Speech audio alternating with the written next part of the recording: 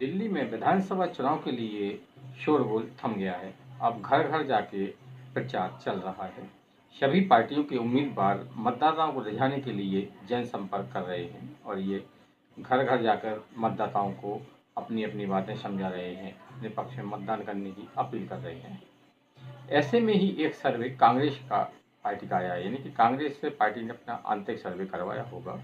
उस आंतरिक सर्वे के में जो रिपोर्ट आई है उसमें भाजपा दिल्ली में भारी बहुमत से सरकार बनाती हुई दिख रही है।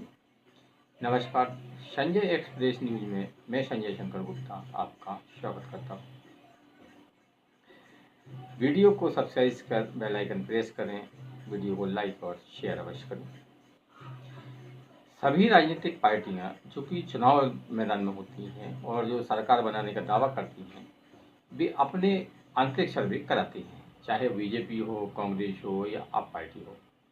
कांग्रेस ने जो आंतरिक सर्वे करवाया है उसमें कांग्रेस पार्टी के आंतरिक सर्वे में बीजेपी को दिल्ली में भारी बहुमत मिलता हुआ दिख रहा है, यानी कि दिल्ली में बीजेपी को 44 सीटें मिल सकती हैं, कांग्रेस को 21 सीटें और आप पार्टी को 3 सीटें, आप पार्टी 5 सीटें मिलने की संभावना है।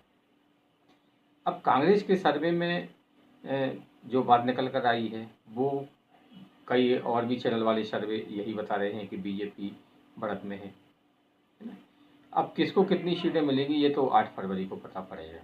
लेकिन कांग्रेस के सर्वे में अगर हम देखें तो जिस तरह कांग्रेस ने अपने आप को नंबर 2 की पार्टी बताया है वो थोड़ा लोगों को हजम नहीं हो रहा है, यानी कि लोगों के गले ये बात नहीं उतर रही है। कांग्रेस जो कि दिल्ली में 0 है या 1 या 2 सीट जीतती है, वो अचानक इतनी बड़ी स्विंग कैसे कर जाएगी और उसको 21 सीटें मिल जाएंगी। यानी कि अगर कांग्रेस के सर्वे में भले ही कांग्रेस ने अपने को दूसरे नंबर की पार्टी बताया है, लेकिन अगर इस सर्वे और चैनलों को सर्वे देखें तो उसमें बीजेपी पहले नंबर की पार्टी यानी कि बहुमत के साथ सरकार बनाएगी, दूसरे नंबर की पार्टी आप पार्टी और तीसरे पर कांग्रेस है। लेकिन ये निश्चित है कि कांग्रेस का इस चुनाव में खाता खुल रहा है और कांग्रेस का वोट बैंक भी बढ़ रहा है। अगर कांग्रेस 5 सीटें भी ले जाती है तो ये कांग्रेस के लिए बहुत बड़ी बात होगी, क्योंकि कांग्रेस भले ही 5 सीटें जीत रही है लेकिन 20 से 25 सीटों पर आप पार्टी को हारा जरूर रही है।